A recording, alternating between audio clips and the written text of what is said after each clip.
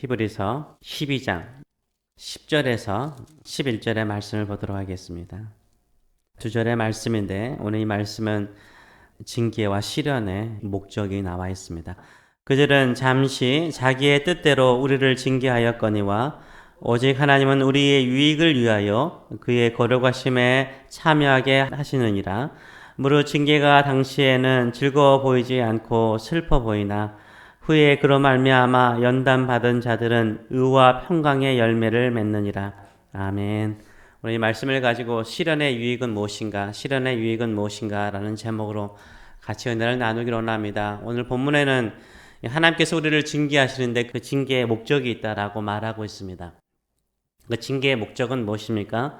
오늘 본문은 두 가지로 설명을 하고 있습니다. 첫째는 우리의 유익을 위해서 징계하신다라고 말씀하고 있어요. 10절의 말씀을 보게 되면 그들은 이 세상의 부모를 말합니다. 세상의 부모는 잠시 자기의 뜻대로 우리를 징계하였거니와 오직 하나님은 우리의 무엇을요? 유익을 위하여 그의 거룩하심에 참여하게 하시느니라 라고 말하고 있습니다. 그래서 우리의 유익을 위해서 하나님께서 징계하시고 시련을 주시는 것입니다. 두 번째로는 열매를 맺기 위해서 우리를 징계하십니다. 11절의 말씀을 보게 되면 무릇 징계가 당시에는 즐거워 보이지 않고 슬퍼 보이나 후에 그로 말미암아 연단 받은 자들은 뭘 얻는다고요? 의와 평강의 열매를 맺는다라고 말을 하고 있습니다.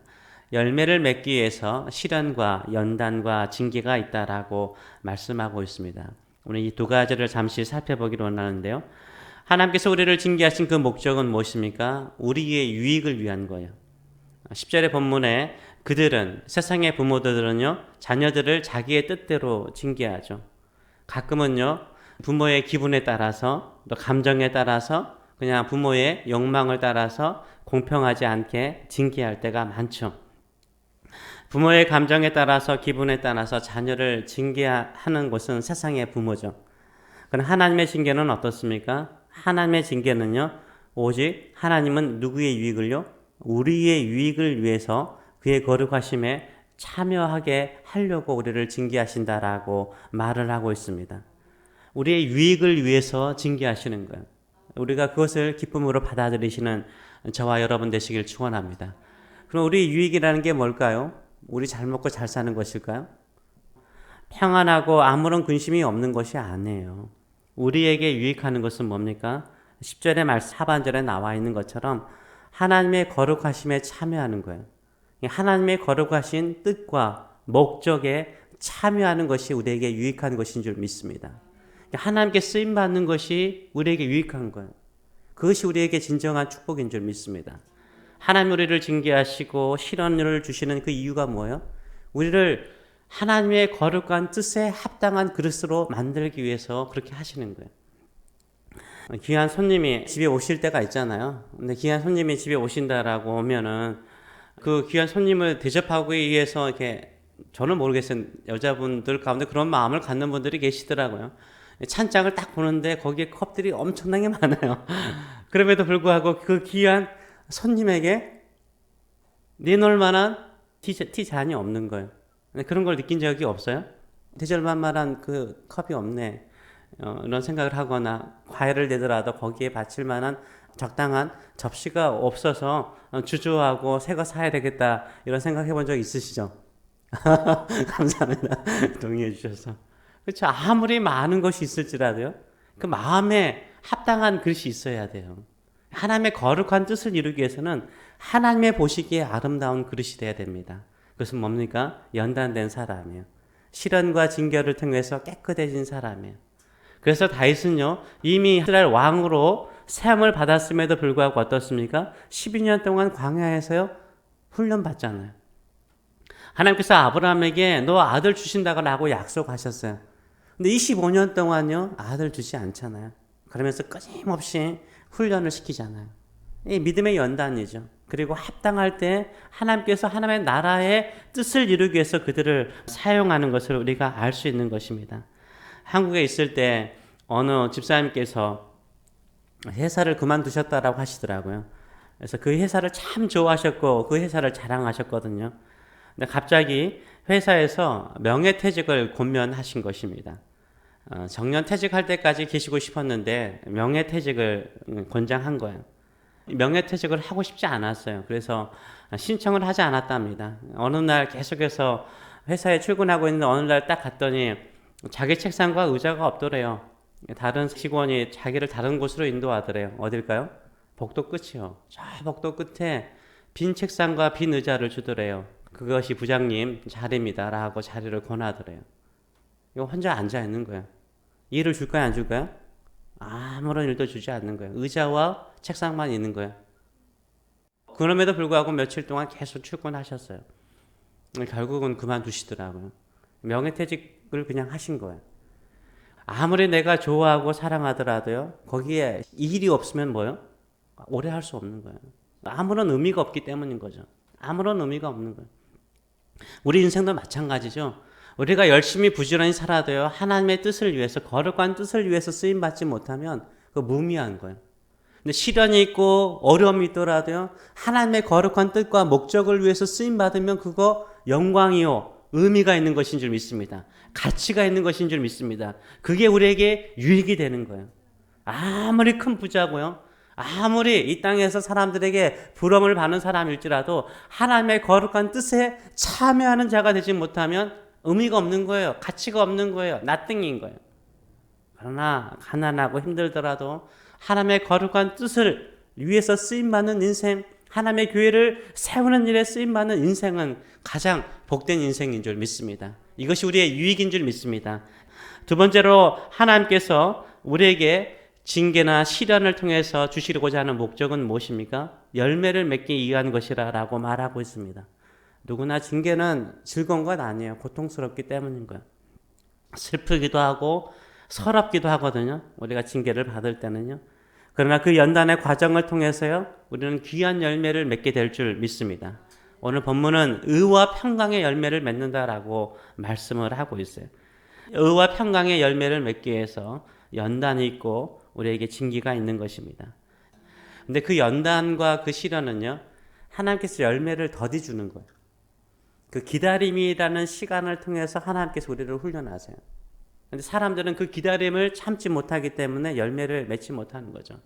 농부가 오랜 기다림 후에 열매를 맺듯이요, 우리에게도 하나님께서 징계와 시련을 통해서요, 귀한 열매는요, 기다림이라는 시간을 통해서요, 우리를 훈련하세요. 하나님을 바라보게 만들고 하나님을 의지하게 만들고, 그 안에서 뭐가 임하여?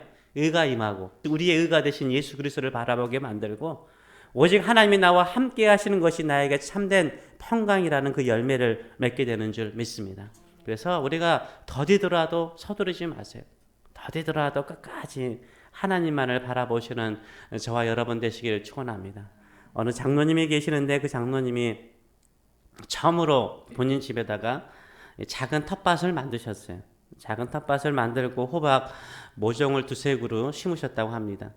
근데 호박 모종이 이제 자라잖아요. 자라서 꽃을 피우더라요.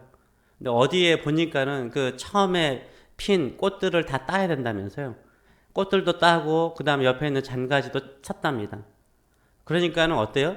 꽃을 따버렸으니까 열매를 맺어야 되는데 열매를 못 맺잖아요. 주변 사람들이 왜 꽃을 따가지고 호박도 열리지 않게 했느냐, 줄기도 잘라가지고 왜 저렇게 앙상하게 만들었느냐, 이런 야단을 맞았답니다. 그래가지고 본인도 잘못했구나 이런 생각이 들더래요. 근데 이게 꽃이 없으니 쪽에 에너지가 안 가잖아요. 그러니까 줄기가 쑥쑥 자라기 시작하는 거예요. 줄기가 쑥쑥 자라니까 계속해서 꽃을 피우고 열매를 맺는데, 열매가요, 장로님의 부부의 설명에 의하면 200개 이상을 열매를 맺었대요. 제가 가서 봤어요. 거기 잔디밭을 다 덮었어요. 얼마나 무성하게 자랐는지. 처음에는요, 꽃 땄다고 줄기 잘랐다고 야단 맞았어요. 징계죠. 근데 그게 잘한 거예요, 못한 거예요? 잘한 거예요. 우리 인생도 가지치기가 있는 거예요. 우리가요, 정말로 열매 맺기를 원하면 어떻게 해야 돼요? 가지치기를 해야 돼요. 인생이 복잡하면 안 돼요. 그냥 하나님께서 내 인생, 우리 인생의 배의 사공은 주님이신 거 믿고 주님 한 분만을 바라보고 살아가시는 저와 여러분 되시길 축원합니다. 그러면 나중에 맺는 열매가 훨씬 풍성해요. 우리는 계속해서 주님만을 의지하는 줄기를 키워나가야 돼요. 주님만을 의지하고 주님만을 바라보는 줄기를 키워나가면 나중에 꽃이 무성하게 피고요. 열매가 무성하게 열리는 기적의 역사가 일어날 줄 믿습니다.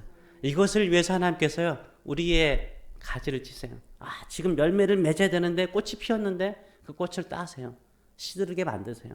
왜요? 더 풍성한 열매를 맺도록 하시기 위해 하시는 것인 줄 믿습니다. 그런 믿음을 가지고 우리가 받는 시련이나 연단은 누구의 유익을 위한 것이라고요? 우리의 유익을 위한 거예요. 우리가 하나님의 거룩한 뜻과 목적에 참여하도록 우리를 훈련하시고 우리를 단련하신 줄 믿습니다. 우리가 잠깐 첫 열매, 몇 가지 열매로 인하여서 기뻐하는 존재가 아니라 더 풍성한 열매를 맺도록 우리를 훈련하신 줄 믿습니다. 더딜지라도 끝까지 주만을 바라보고 믿음으로 살아가시는 저와 여러분 되시길 축원합니다. 기도하겠습니다. 살아계신 하나님 아버지, 세상의 부모는 자신의 기분이나 감정에 따라서 자녀들을 징계할 때가 있습니다. 그러나 우리 하나님께서 우리에게 시련과 연단과 징계를 하시는 그 목적은 우리의 유익을 위해서, 우리 인생에 가장 의미가 있고 가치가 있는 것은 무엇이겠습니까? 하나님의 거룩한 뜻과 목적에 참여하는 일인데 우리를 그 거룩한 뜻과 목적을 이루는 합당한 그릇으로 삼기 위해서 우리를 훈련하고 단련하신 줄 믿습니다. 그러기에 우리가 그 믿음을 가지고 끝까지 주만을 바라보고 믿음으로 사는 성도들 될 수 있도록 축복하여 주시옵소서. 가끔은 꽃이 피고 뭔가 열릴 것처럼 보이는데 그 꽃이 떨어질 때가 있고 열매가 떨어질 때가 있습니다. 하나님께서 그런 시련을 주시는 것은 나중에 맺는 열매가 더 풍성한 것이며 나중에 핀 꽃이 더 화려한 것이며 그 열매가 풍성하게 만들기 위한 것인 줄 믿습니다.